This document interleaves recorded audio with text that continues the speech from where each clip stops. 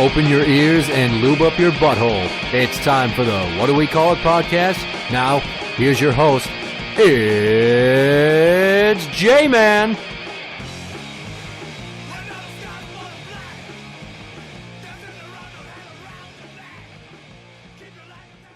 Welcome to the What Do We Call It podcast. I'm Jmann. And I'm number one fan, Tim.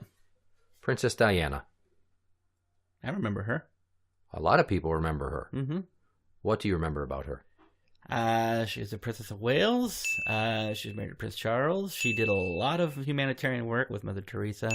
She was very, very adamant and active in trying to, like in Africa and everything like that, try to get landmines that are still in the ground removed because children were being maimed and killed. And when she got divorced, she was bumping some other dude, got into a car crash and died. Yeah, why did they die? Well, there's a lot of debate about that. Some people say, what I heard, that it had a lot to do with the medical crew that showed up at the car's crash. In England, I guess it's traditional for that, or procedural, for them to resuscitate and try to stabilize the victims of a car crash or whatever on site, then transport them to the hospital. And people say that might have been the reason why, because if they had gotten them in the ambulance and tried doing all that stuff on the way to the hospital, they could have gotten to the hospital sooner, where there was more professionals and more machinery and more stuff for life-saving there. Other people say that there was a conspiracy of some kind, that Prince Charles wanted her murdered because he was jealous, and the police were told, and medical responders were told to take their time. You just went down totally different avenues than I was aiming at, but wow, bonus points for all that background knowledge. High five. I kind of paid attention. I just hit you with this as a surprise episode concept. There was no studying in that whatsoever. Yeah, that's what I know. Here's why she died. I'm not saying what was the cause of her ultimate death, but here's why she died. Okay. The car crash happened because of the paparazzi. They just did, like 2 weeks ago, they had a special on CBS or ABC, and they reviewed all the shit about her life that led up to the crash and the fallout after the crash and how the nation mourned and the world mourned and the world still mourns. I mean, nobody's effectively gotten over Princess Diana's death, nor should they. I think it's because she was a really good person. She had really good character. Yes, she did. People like her are few and far between, and how ironic that she finds herself married to a royal when she's just a layperson, and she's infinitesimally better of a person than many of them. Yeah. And she dies because of people's obsession with celebrities, the cult of celebrity. Yeah, not a big follower of that. Well, technically neither am I, but you get bombarded with it by Yahoo News and TMZ. Now, back when I was a kid, the big thing was Entertainment Tonight or Access Hollywood. They've always had these shows. As long as I've been alive, I remember this shit. They're just bombarding us with celebrity news we don't need. And then conversely, you've got these other, like, gossip mags. It used to be like the National Enquirer, and there's the Sun, and there's all these different publications that have always been into this tabloid bullshit and this celebrity worship. But those were always more... I always thought they were a bit more comical because... A lot of it was bullshit. A lot of it, well, exactly. Kind of like reading The Onion. I mean, that's what I thought it was, like a satirical newspaper. But TMZs, I mean, they take their journalism seriously. And more power to them for doing that, for not trying to just throw out a bunch of crap and stir up fake wars between people for ratings and mislead you. So they try to make their stories meaningful. They're getting out information that people want to know, but you're also feeding the celebrity worship machine, which I think is disgusting. And where do they get a lot of their shit? They have reporters, they have teams, but I'm sure they freelance a lot, just like any media outlet does. But it's the fucking paparazzi that are like snapping photos from God knows how far away. Hiding in trees. Yeah. I heard they hide in trees behind dumpsters, trying to catch a candid moment of some kind of a celebrity. No, I'm not saying I want Justin Bieber to die. I mean, I think he's a little puke, and his music's idiotic. I just think his music idiotic. Okay, but that kid's gonna die. They chase him and they hound him immensely. He's gotten speeding tickets and caused crashes and nearly avoided other crashes trying to get away from these fuckers. So more needs to be done to take away the freedom of the press protection from the paparazzi. It's not that kind of news. Celebrity news is just a glorified invasion of privacy. Yes, I think that would be an accurate way to describe it. You weigh the freedom of the press versus invasion of privacy. And people are like, well, if you start by trying to stop them from getting the news out, where does it end? Because people with stronger political views and power might start trying to stop stories getting out from opposing political views. And that's not what I'm trying to go for with this. I'm saying you look at the anniversary of Princess Diana's divorce being finalized. There's an anniversary for that? Well, they're saying this week in photos. I'm not saying they're celebrating it, but much like you read the news, they're like, on this day and this year, this happened. So on this day and time, back in, I forget what fucking year, Princess Diana's divorce from Prince Charles. 1990? Yeah, it was later than that. She died in 92 or 93. Can't remember which. I don't recall. The point being is she didn't need to die. And I mean, she couldn't even live her life. When they were doing this news story thing to review what it was like for her with this cult of celebrity that hounded her, these paparazzos that were everywhere. I mean, she could not go. And every picture is her walking with a handbag in front of her face and people ushering her from the car to the door, from the door to the desk, from the desk to the elevator, and fucking dudes with guns just to get to hotel rooms. Like every fucking thing she did, everybody had to know. Why? Why do we need to do that? I don't care that Princess Diana went to a hotel and got tea and crumpets any more than I care that Britney Spears is getting out of a limousine and she's not wearing underwear. I could give a flying rat's ass. I don't know why people support the Kardashians. They're fucking garbage. Yeah, none of that is newsworthy. They don't do anything. They get paid for being a name. They're popular because people promote them.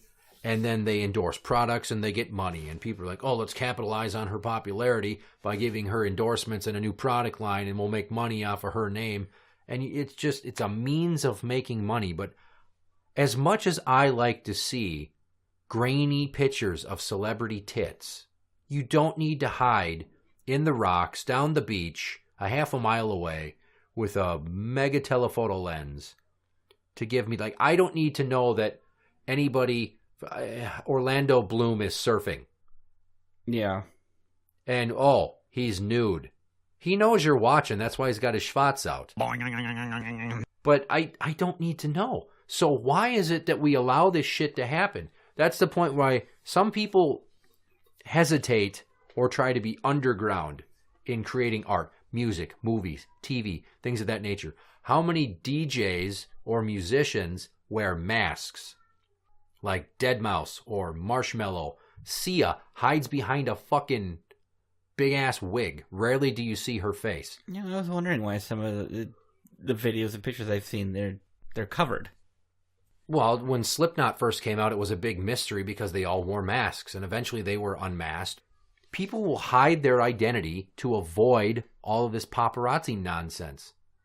I'd hate to be Chris Pratt and Anna Faris right now. They're going through a divorce, or they're splitting up, and every fucking detail of what's going on was in the celebrity news right there next to the what the fuck is going on in Charlottesville? What the fuck is going on with North Korea?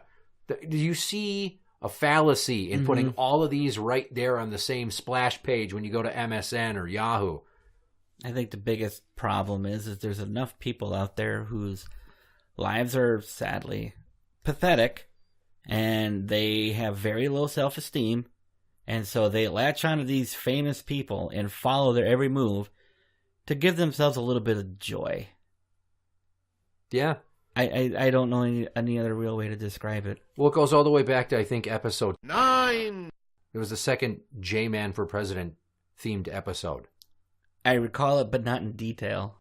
I talked about how I hate the paparazzi and I don't feel they deserve protection because I don't consider them, many of them, legitimate journalists. Any asshole can pick up a camera and then be at the right place at the right time to snap photos of Katy Perry and some new guy or some athlete coming out of an arena. And then you sell the photos to the right person. Now you're a paparazzo. Or give some stories or some knowledge out there, anonymously, air quotes, just to make a quick buck. You're feeding the machine. I don't think that those people deserve any sort of protection. Because as I alluded to with Justin Bieber, let's say that the Biebs had a permit to carry and a bunch of photographers charged up on him, and then he popped one of them off, not out of anger, but because they caught him off guard in the middle of the night, walking from some club with his bodyguard, and they came up on him so fast they didn't know what was in their hands, and he just pop. Mm-hmm. Oh, well, sorry for you. He doesn't deserve any manslaughter charges. I don't think there should be a trial over that shit. No, I agree with that. But if it wasn't for the paparazzi having carte blanche to disgustingly invade the privacy of famous people and politicians and all of that shit, Princess Diana would not have died that day. I don't know what the rest of her life would have been like, but she damn sure wouldn't have died that day. They were driving like hell to get away from him in that tunnel. Wrecked the fucking car. Killed him. Why do we let this shit go on? It's not a world-changing issue, per se, but when somebody of her celebrity, with her acumen of causes that she is involved with, like imagine if Mother Teresa had died in a car wreck because she was getting chased by a bunch of guys with cameras who wanted pictures of her. That'd be a fucking tragedy. Yeah. And I'm not saying Diana dying wasn't, but now you've got somebody that's hounding a religious figure. When the Pope comes to town, they say, he's going down this route, he's going to be there at these times. The fucking guy, he's in a bulletproof booth so nobody can assassinate the Pope. Mm-hmm. And I just think to myself, how idiotic. The fact that we have to do that in the first place, yeah. Well, you know, to this day, people still fucking talk about Marilyn Monroe and who she was and wasn't fucking. Was she involved with Kennedy? How much can we prove? How much can we not prove? Like, this shit never ends, this obsession with celebrities. And it's not exclusive to America. Well, no, because Princess Diana was in England. Well, I'm trying to think of other examples in different countries, but I don't know a lot of what goes on in India. But with Bollywood, I imagine they have the same level of fanaticism with exploiting their popularity and getting the news out about, oh, so-and-so's getting a divorce. Oh, so-and-so's seeing this. Yeah. Here's them getting a fucking frappuccino. I don't give it's a all shit. Over. It's in Japan. I think the only places probably not would be Iraq and Afghanistan. Yeah, the Middle East, I'm pretty sure, unless you're like some Shah or some oil sheik or part of the Saudi royal family. But even then, it seems like they keep it pretty tightly under wraps. Well, because over there, it would be perfectly legal for them to have you chained up and beaten. Oh, what a concept. If you don't have, quote, freedom to exploit somebody's celebrity for your own financial gain, you just do whatever you please and you treat them like a fucking object, not like a human being. I'm fine with never meeting 99% of the people that entertain me. TV, comedy, radio, movies, music, authors. Yeah, I don't sit here and go, oh, I wish I could meet him, or oh, I wish I could talk to her. Well, Rick James's brother loves celebrity memorabilia, mainly rock artists. He's big on music, like hard rock and heavy metal and shit like that. And will go to the ends of the earth. And I don't know how he finds this crap out. He's got a lot of pictures with a lot of famous figures. He's got a lot of shit signed by some people that you would be like, holy shit, you met so-and-so? Like Steven Tyler of Aerosmith and Duff McKagan of Guns N' Roses. Almost everybody in Slipknot. Kerry King of Slayer. James Hetfield, maybe? I don't think he got anybody in Metallica. I don't think you're getting near Metallica. To me, that would be more impressive. Well, right, but Joey goes out of his way to meet these people. He doesn't hawk the shit on eBay. He just wants a picture and to tell them, thank you, I really like what you do. Can I get a photo? And sometimes they oblige. Sometimes they don't. But he goes to airports. He goes to hotels. He waits outside arenas. I mean, I'm saying 1/3 of his life is dedicated to this shit, going to concerts and meeting these people.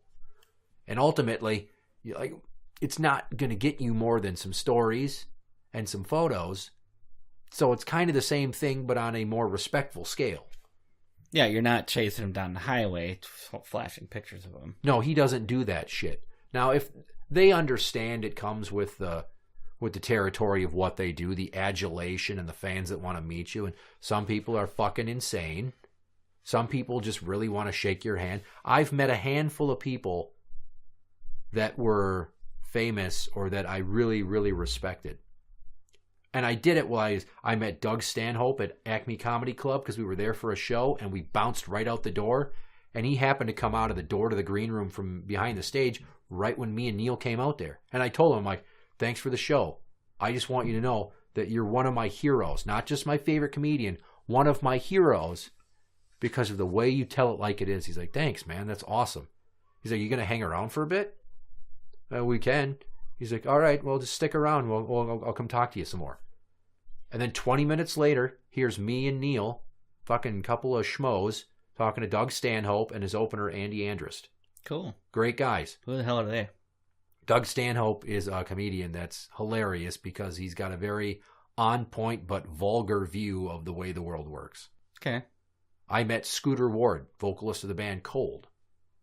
Now, his music's very emotional, very deeply thought-driven lyrics. So meeting him was like a religious experience for me. And I waited for the opportunity to go sit next to him at the bar like an hour after the show. I just sat down. I'm like, hey. And I laid it out there for him. I'm like, I've been a fan of yours for years. Seriously, your music has helped me get through some very tough times. And if it wasn't for you, I might not be here. Because it gave me an outlet for my pain because somebody else felt like I felt. And then Pablo from 93X hastily took a non-flash regulated phone pic of me and Scooter in dim lighting, and it looks like shit, just so that they could bounce out with some strippers. So fuck you, Pablo. But I didn't hound the guys. I didn't go out to the bus. I had a purpose for doing it. I wonder if I'd even recognize any celebrities out there. Well, I hope that none of these assholes that are paparazzos think that they're doing something that's dignified or has any integrity to it. You're just a dickhole with a camera that's snapping photos or putting a microphone up there and hoping to get a soundbite, something that'll generate some money. Part of me really believes they know deep down inside what a piece of shit they are, but they don't care. Anything to make a buck. Like, go get a real job working for a news channel or some sort of media publication and stop fucking chasing around the Kardashians or Miley Cyrus or Taylor Swift. I was thinking about this on the car ride home because Taylor Swift's got a new video and single out. Mm-hmm. She's fucking insane. Like, she did an interview 2-3 years back on Ellen, and Ellen starts teasing her about, the string of boyfriends she's gone through because she's a, quote, serial dater. Mm-hmm. And Taylor was playing along for a few seconds.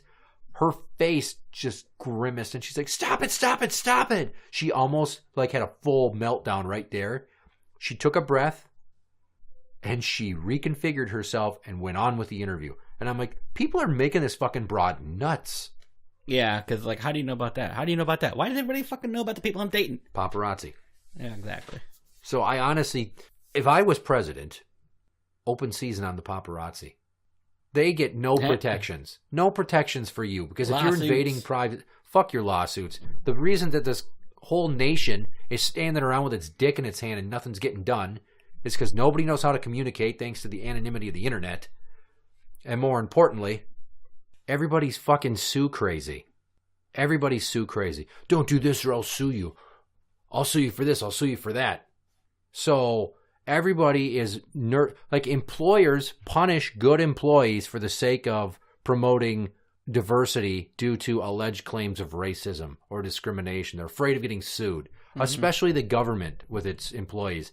They'll fuck over anybody no matter how important they are because they need to sustain themselves, and they can't do it if they're getting sued. They're just so afraid of litigation.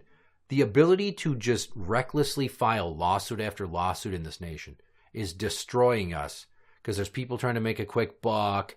Oh, God, I don't dare say this or do that or approach someone or any number of other things because you're afraid that you're going to get sued. Baseball teams, football teams, basketball teams, hockey teams have to rein in their personalities of their athletes because they're afraid they're going to do or say the wrong thing and they're going to get sued for it or they're going to lose money. It's all about money and worried about getting sued. Not about right and wrong. Do you have a point? Very seldom do you see an organization, be it either in sports or media or news, stand behind anybody and be like, well, it's their view and they're entitled to it. but just know that it's not necessarily the view of management or our station, because they're afraid they're going to lose viewers. Like, I forget which, I think it was a CNN or a Fox News guy got fired for posting a tweet with somebody doing the Heil Hitler, and he was doing it ironically, and somebody claimed he was promoting Nazism, so they fired his ass. Mm-hmm. Well, that was the same thing with Justin Bieber. They're trying to get him to hate Justin Bieber because there was a picture of him waving to his fans, and for a split second, it looked like a Nazi salute. That's idiotic. It's idiotic. So if you take away those protections on the paparazzi, and then you say that, no, this bullshit of being able to sue anybody whenever, wherever, no. There's going to be punishment for frivolous lawsuits. Then maybe you'd go, oh, God, I can't invade people's privacy. I can't make my money just taking pictures of people that actually do something productive with their life.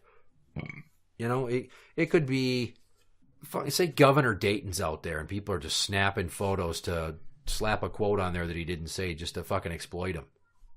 There shouldn't be protections of freedom of the press. Freedom of the press is designed to stop people from limiting the flow of information out to the Americans, but we've gotten to the point where everything that's put out there is so sanitized or skewed that you don't even know what fucking end is up anymore. There's all these underground news sources that have to fight hard to get an unbiased, unobjectified reporting of what they witnessed or interviewed people about. Yeah. They have to try really hard to get that out there because everything else, Fox News, MSNBC, CNN, they all have their slant. Yes, they do.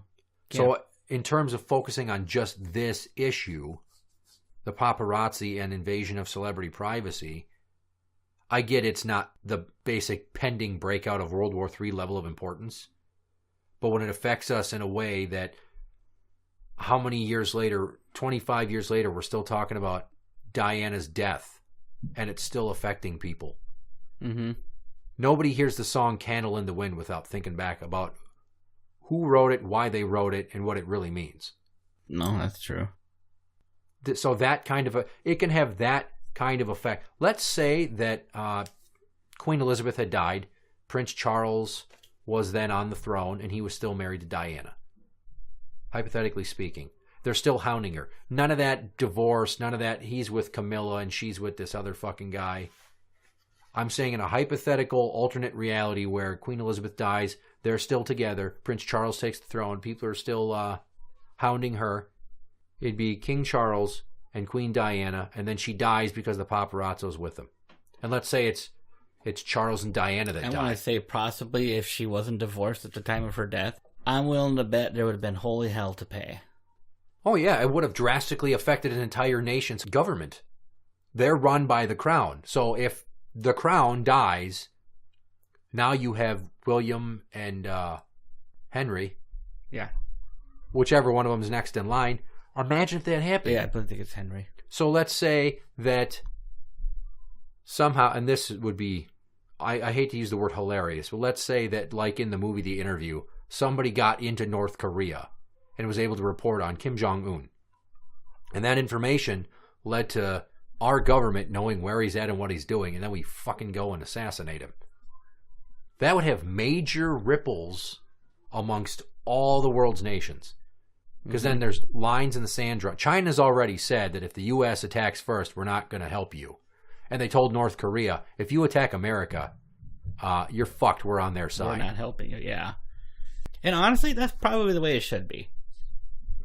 We need to do more to protect our celebrities, because if it were to ever get any worse, and it is the social media age where everybody's got a camera or a camcorder on their phone, you're never safe. And people can tweet shit out, oh, just bumped into so-and-so. They were a fucking asshole. And now they've got to deal with all this shit and deal with their publicist. And why do we do this to people? It's disgusting. And watching that, I remembered how the world mourned. Because 25 years ago, I was 10. I was a child. I understood what was going on. But I didn't have the sense of propriety to really process the depth in which it would affect the world. Yeah, I'm actually, they mentioned it, it's still talked about. It's like, wow. Imagine being famous then and that shit happened and you were going through the same kind of crap. It had to send shivers down the spines of anybody that gets hounded by the media. And now it's worse because internet, social media, digital age, it's a whole nother fucking battlefield. Now, it's worse. Shit, back then the internet was barely the internet. So I'm all for not including the paparazzi in freedom of the press because they're not really the press. And that's what they kind of try to hide under is that umbrella of protection, and they don't fucking deserve it. Fuck the paparazzi. And once again, take a moment here. Just think to yourself about Princess Diana and how she lost her life and what a good person she was and how these scum stole a very excellent human being from the world. Interact with the show on Twitter at What Do We Call It? That's at What Do We Call It? You can find us on Facebook at facebook.com/group/What Do We Call It podcast show. For the What Do We Call It podcast, I'm Jmann. And I'm number one fan, Tim. And that's the end.